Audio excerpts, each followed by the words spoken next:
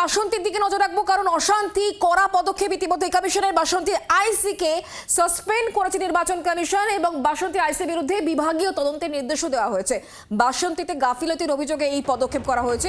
বাসন্তী থানার আইসি অভিজিৎ পালকে সাসপেন্ড করা হয়েছে। তথ্য থাকা সত্ত্বেও বাহিনীকে তলব নয় কেন? প্রবীর ঘোষ, তাকে নতুন দায়িত্ব দেওয়া হয়েছে। আইসি দায়িত্ব নিয়েছেন তিনি।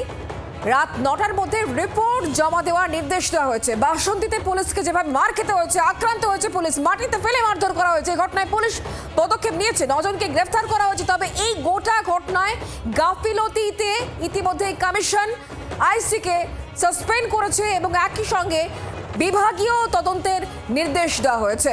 বাসন্তীর আইসিকে সাসপেন্ড করেছে নির্বাচন কমিশন, বিভাগীয় তদন্তর নির্দেশ দেওয়া হয়েছে। বাসন্তীতে গাফিলতির অভিযোগ এবং সেই অভিযোগে এই পদক্ষেপ। বাসন্তী থানার আইসি অভিজিৎ পালকে সাসপেন্ড করা হলো। তথ্য থাকা সত্ত্বেও বাহিনীকে তলব নয় কেন, এই প্রশ্ন ইতিমধ্যে উঠেছে।